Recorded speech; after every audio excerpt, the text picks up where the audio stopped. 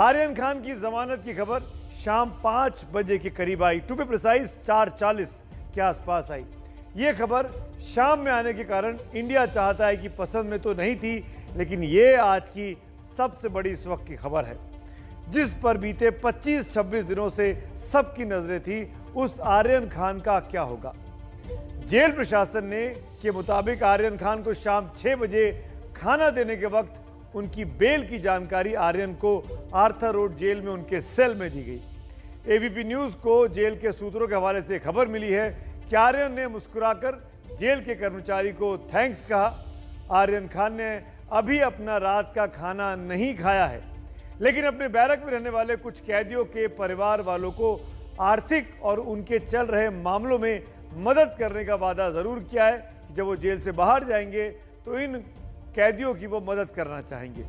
इस बीच आर्यन के वकील सतीश मानशिंदे ने 2 तस्वीरें रिलीज की है, जिसमें सतीश मानशिंदे की लीगल टीम शाहरुख खान के साथ खड़ी नजर आ रही है। ये शाहरुख खान की पहली तस्वीर है जब उनके बेटे आर्यन खान को जमानत मिली और शाहरुख के चेहरे पर तसल्ली कह लीजिए, मुस्कुराहट कह लीजिए, खुशी कह लीजिए या मन्नत पूरी होने की संतुष्टि कह लीजिए, वो शाहरुख खान के एक पिता के चेहरे पर नजर आती दिखाई देती है। मानशिंदे ने यह ट्वीट भी किया है कि आर्यन के पास ड्रग्स नहीं मिला है, कोई साजिश नहीं है, सत्यमेव जयते। आज आर्यन को जमानत मिल गई, लेकिन घर जाने में कल से परसों तक का वक्त लग सकता है। माना जा रहा है कि फ्राइडे रिलीज का ये जो बड़ा हंगामा है, ये कल दिन भर मुंबई की सड़कों पर शायद देखने को मिल सकता है, जब आर्थर रोड जेल से मन्नत की ओर लौटेंगे अपने घर में करीब 27-28 दिन के गैप के बाद।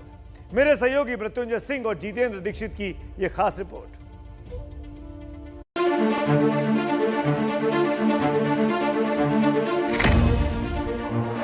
आर्यन खान, अरबाज मर्चेंट, मुनमुन धमेचा, उन तीनों को आज हाईकोर्ट ने बेल दिया है। तीनों ने कोर्ट के सामने अर्ज की थी, तीनों छूट गए हैं।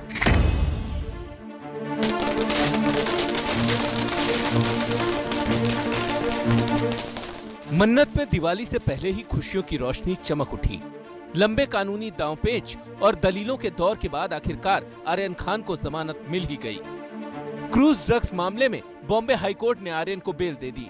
हालांकि कागजी कार्रवाई में देरी की वजह से रिहाई का रास्ता अब भी थोड़ा दूर है। आज हाईकोर्ट ने दोनों साइड की दलीलें सुन के 3 अक्यूज को बेल ग्रांट करा है।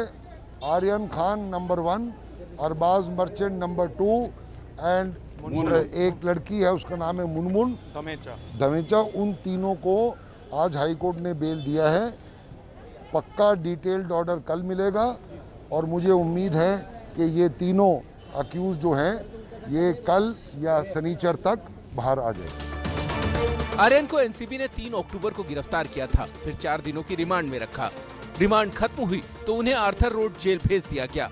कानूनी दांवपेच चलते रहे। अपने लाल को छुड़ाने के लिए शाहरुख ने सतीश मानशिंदे जैसे दिग्गज वकील को लगाया और नतीजा फिर भी आर्यन के पक्ष में नहीं आया। तो शाहरुख ने आखिर में दिल्ली से देश के पूर्व अटॉर्नी जनरल मुकुल रोहतगी को पैरवी के लिए बुलवाया। सतीश मानशिंदे ने 4 बार कोर्ट में जिरह की, लेकिन हर बार कोर्ट में जमानत नकार दी गई। 26 अक्टूबर के दिन मुकुल रोहतगी ने इस केस को अपने हाथ में लिया। बॉम्बे हाई कोर्ट में 3 दिनों तक इस केस में जिरह हुई और आखिरकार आर्यन खान को आज जमानत मिल गई। व्हाट्सएप चैट के आधार पर एनसीबी ने अदालत में दावा किया था कि जांच में आर्यन का अंतर्राष्ट्रीय ड्रग्स कनेक्शन सामने आया है, इसलिए बेल नहीं दी जानी चाहिए। लेकिन बॉम्बे हाई कोर्ट ने आखिर में मुकुल रोहतगी की दलीलें मानी। 26 अक्टूबर को रोहतगी ने अदालत में दलील दी थी कि आर्यन ड्रग्स का कोई खरीदार नहीं है, उसे क्रूज पर बतौर मेहमान बुलाया गया था। एनसीबी ने यह साबित नहीं किया कि आर्यन ने ड्रग्स का सेवन किया था। आर्यन के पास से ड्रग्स भी बरामद नहीं हुई है, इसीलिए गिरफ्तारी गैर कानूनी है। जमानत अर्जी पर 3 दिनों तक सुनवाई चली और आखिर में अदालत ने आर्यन को आजाद कर दिया। आर्यन की गिरफ्तारी के बाद से ही मन्नत में सन्नाटा पसरा था, लेकिन इस दिवाली आर्यन की रिहाई से बड़ा तोहफा खान परिवार के लिए कुछ और नहीं हो सकता। मन्नत को मैंने देखा है कि कभी घर में अंधेरा नहीं हुआ, लेकिन जिस दिन से आर्यन को अरेस्ट किया गया है उस दिन से इस घर में सिर्फ अंधेरा ही अंधेरा है। लेकिन आज उनके लिए वो खुशी का दिन आ चुका है। जिंदगी में जितनी विश थी, जो भी खुशी था, सब आज ही मिल गया मुझे। 6-7 तारीख से हम लोग डेली लगातार आ रहे हैं कि उनको बेल मिल जाए और इंशाल्लाह आज उनको बेल मिल गई। हम लोग बहुत खुश हैं आज के दिन।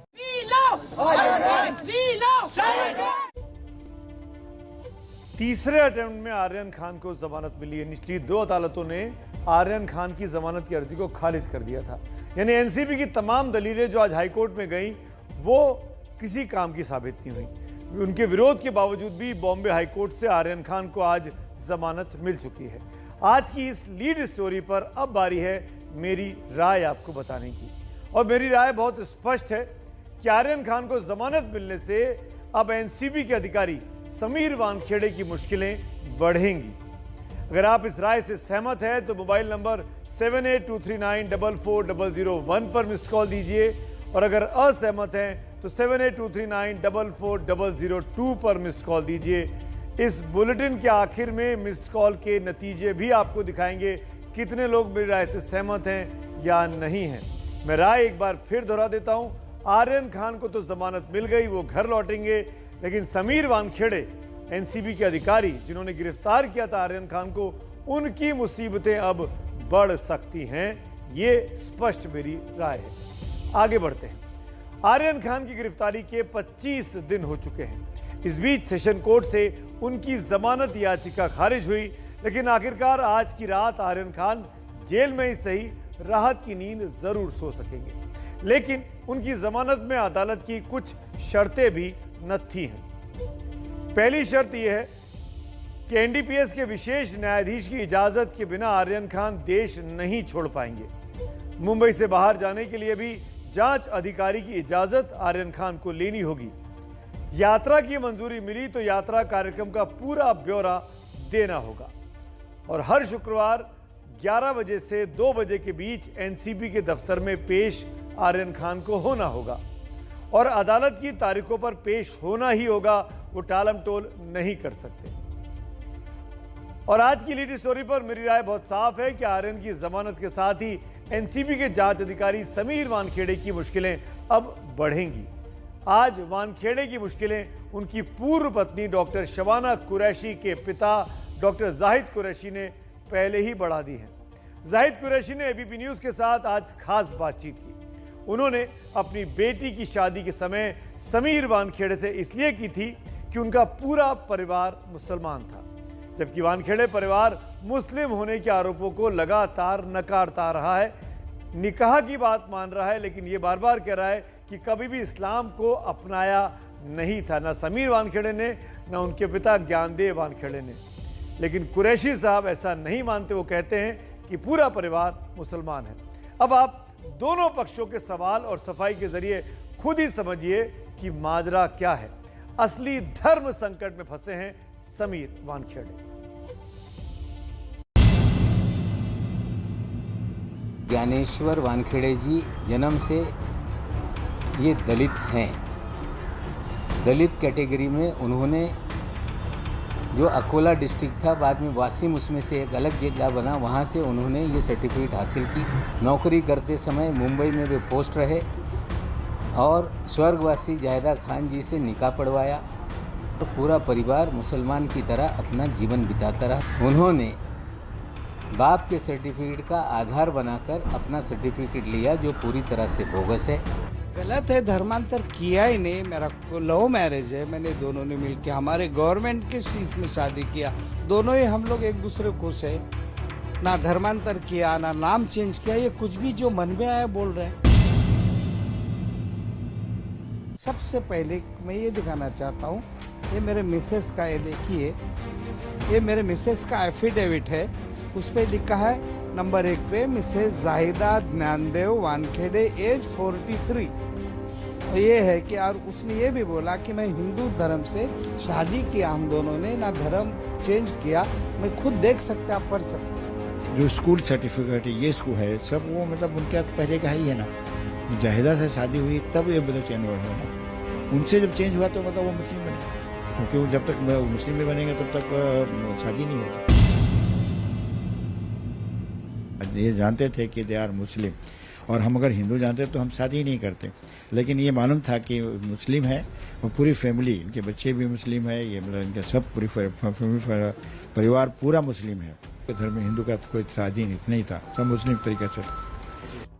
वो निकाहनामा उर्दू में लिखा है, जो साइन लिखा है इंग्लिश में जो किया है वो साइन सही है, लेकिन निकाहनामा पे क्या लिखा है मुझे वो उर्दू नहीं आता, नहीं तो मैं आपको बताता ये सही है क्या झूठ। लेकिन ये निकाह हुआ है। जब मेरी मिसेस मुस्लिम थी, कोई प्यार से मुझे दाऊद बुलाता होगा, दाऊद बोलता है, बहुत लोग बोलते हैं ऐसा, दाऊद भाई कैसे हो, ऐसा कभी बोला होगा, शायद मेरी मिसेस भी बोली होंगी प्यार से।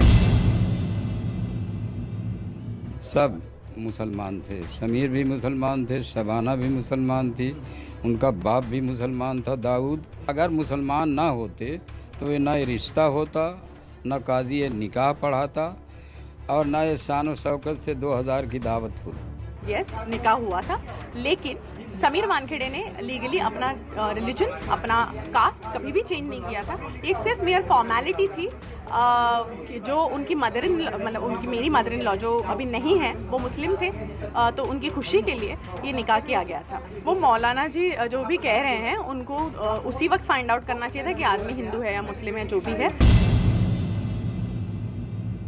जो व्यक्ति फर्जी बर्थ सर्टिफिकेट बनाकर फर्जी कागजों के आधार पर शेड्यूल कास्ट की कैटेगरी में नौकरी हासिल करता है, कहीं ना कहीं एक दलित शेड्यूल कास्ट इस फर्जी सर्टिफिकेट के कारण उसका अधिकार छीना गया।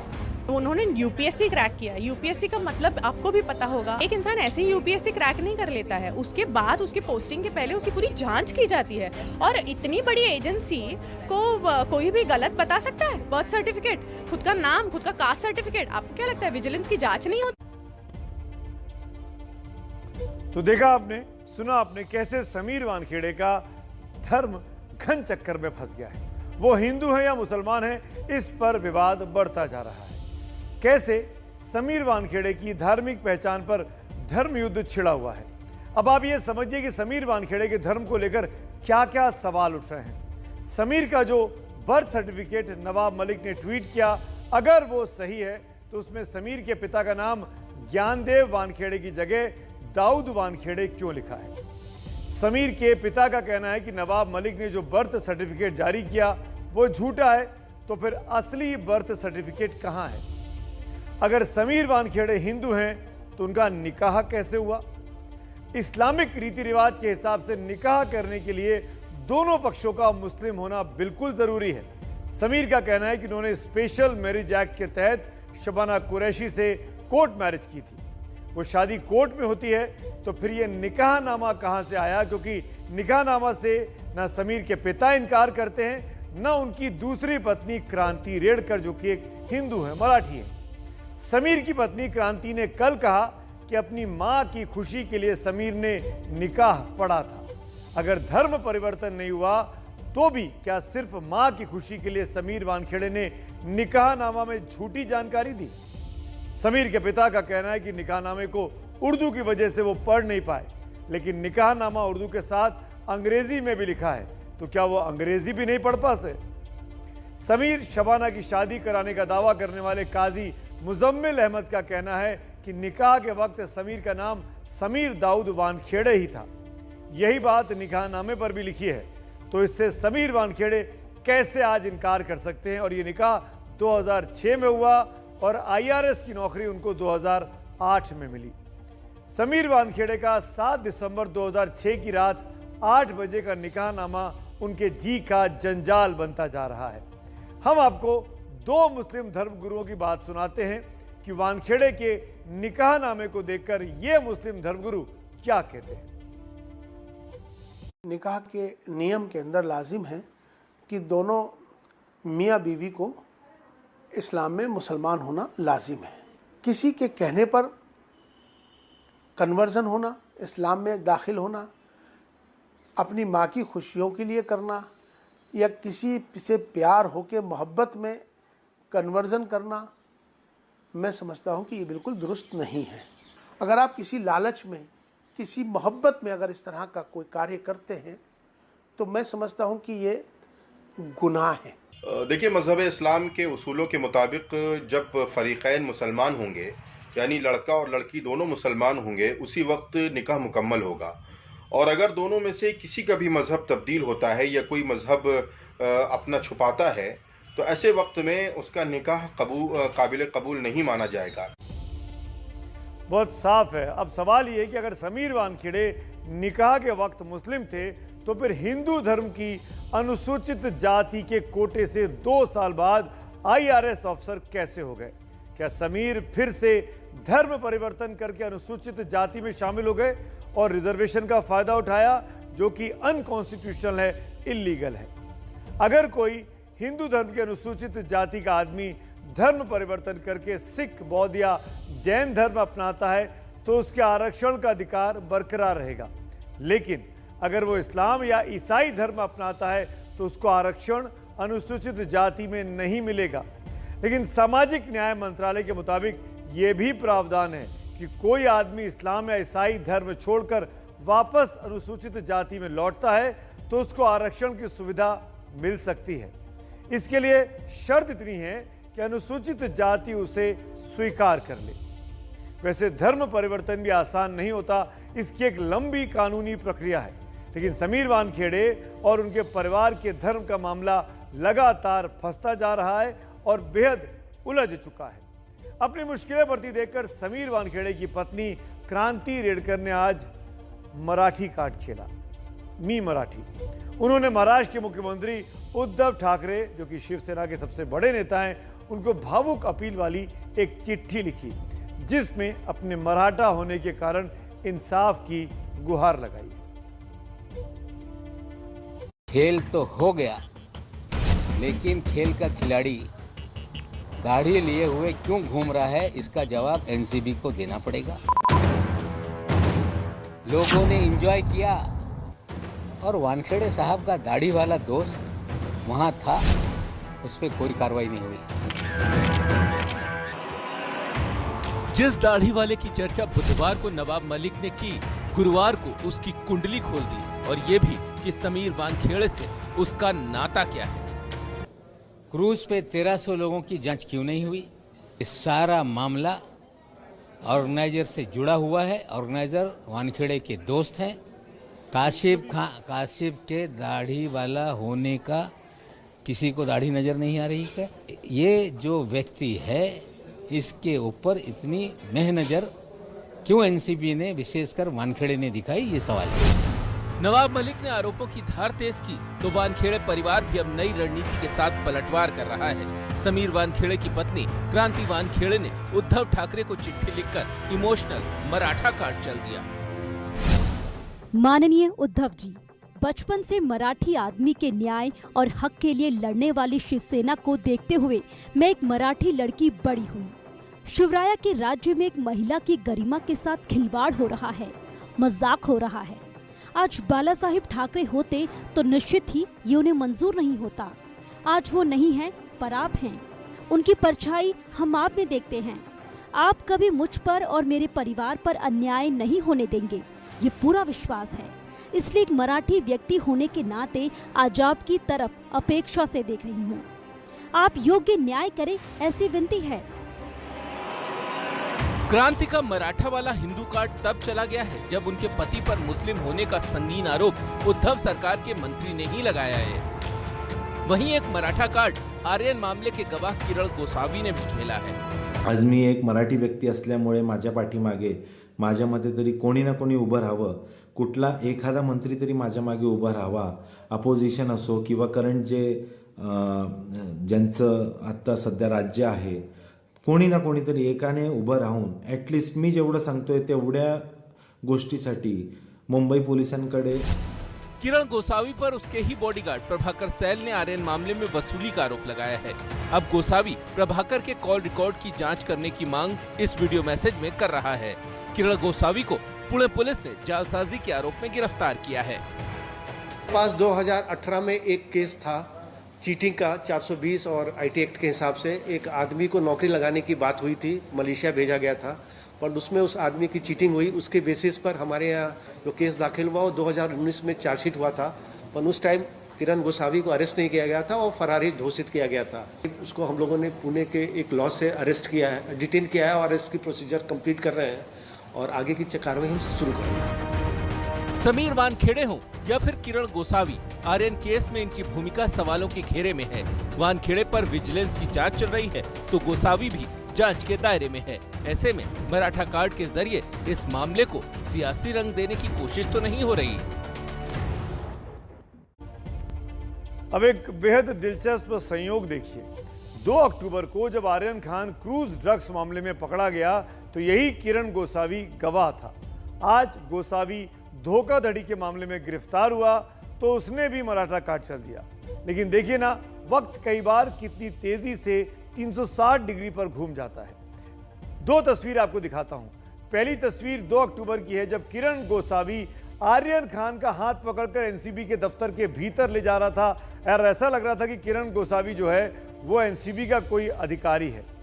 और आज उस वक्त आर्यन की गिरफ्तारी हुई थी पहली तस्वीर में।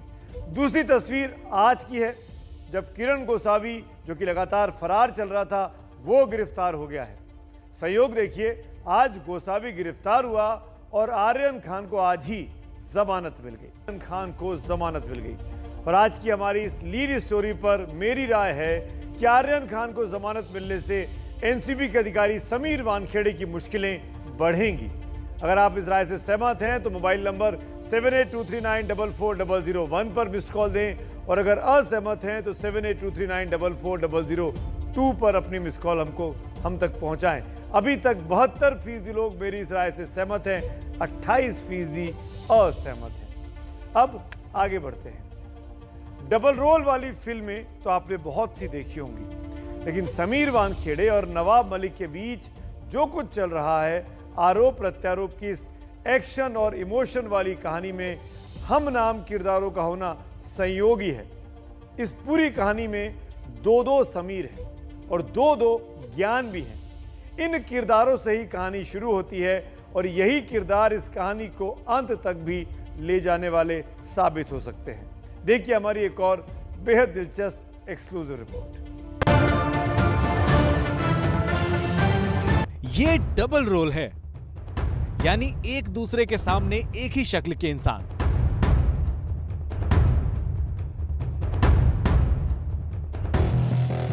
और ये सिंगल नेम का डबल गेम है, यानी एक ही नाम के 2 अलग अलग इंसान, वो भी एक ही मामले से जुड़े हुए। ये मामला फिल्मी भले ही ना हो, लेकिन कहानी पूरी फिल्मी है। इसमें स्टार पावर भी है तो एक्शन भी जबरदस्त। जानबूझ के पार्टी कराई गई,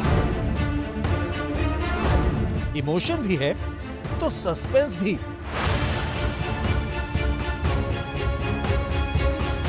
पहले बात इस केस के 2 समीर की करते हैं, जिसमें एक पर्दे के आगे है तो दूसरा पर्दे के पीछे। लेकिन ये दोनों ही किरदार इस स्टोरी में बेहद अहमियत रखते हैं। समीर खान, समीर वानखेड़े। समीर खान महाराष्ट्र सरकार के मंत्री नवाब मलिक के दामाद हैं। जनवरी में उन्हें समीर वानखेड़े ने ड्रग्स पेडलिंग के आरोप में गिरफ्तार किया। 8.5 महीने के बाद उन्हें जमानत मिली और वो जेल से बाहर आ पाए। लेकिन समीर खान मामले के चलते मंत्री नवाब मलिक के टारगेट पर आ गए समीर वानखेड़े। कुल मिला के 7.5 ग्राम शाइस्ता फर्नीचर वाला के पास जो मिला वो मेरजवाना है। बाकी सारी चीजें ये हर्बल टोबैको है। इस तरह से रिपोर्ट में आया है कि इतनी बड़ी एजेंसी है एनसीबी, वो तंबाकू और गांजे में फर्क नहीं कर पाती है। ये बड़ा अचंभव का सवाल है। एक समीर के लिए नवाब मलिक ने दूसरे समीर की कुंडली खोलनी शुरू कर दी। पहले वो बर्थ सर्टिफिकेट लेकर सामने आए, फिर निकाहनामा और उन पर लगा दिए नौकरी पाने के लिए फर्जीवाड़ा करने का आरोप। जो बर्थ सर्टिफिकेट पे उंगली उठा रहे थे वो टेम्पर्ड सर्टिफिकेट है। वो महानगर पालिका के रिकॉर्ड का हिस्सा है। ऑनलाइन सबकी बर्थ सर्टिफिकेट नजर आती है। समीर दाऊद वानखेड़े की सर्टिफिकेट नजर नहीं आती। एक समीर से शुरू हुआ मामला दूसरे समीर के धर्म पर आ गया और फिर एंट्री हुई इस मामले में तीसरे किरदार यानी समीर वानखेड़े के पिता ज्ञानदेव वानखेड़े की। मेरा नाम तो मेरे माँ बाप ने रखा है, वो ज्ञानदेव वानखेड़े आपको सब सर्टिफिकेट बताए, मेरी जात बताई, मेरा नाम बताया, और क्या चाहिए आपको और? समीर वानखेड़े पर फर्जी नौकरी, ड्रग्स केस में गलत तरीके से लोगों को फंसाने और वसूली के आरोप नवाब मलिक ने लगाए। बार बार जांच की मांग की। एनसीबी सवालों में घिरी तो जवाब देने के लिए एंट्री हुई दूसरे ज्ञान की यानी ज्ञानेश्वर सिंह की। ज्ञानेश्वर सिंह एनसीबी के डीजी हैं और उनके जिम्मे आई है समीर वानखेड़े के खिलाफ विजिलेंस जांच। कुछ कागजात इकट्ठे किए गए हैं, रिकॉर्ड इकट्ठे किए गए हैं और साक्ष्यों को बुलाया गया है। ये कहानी समीर खान से शुरू हुई और समीर वानखेड़े से होते हुए ज्ञानदेव वानखेड़े तक पहुंची, लेकिन इसकी एंडिंग तय करने का काम ज्ञानेश्वर सिंह को सौंपा गया, क्योंकि वही तय करेंगे कि इस कहानी का हीरो कौन है और विलन कौन।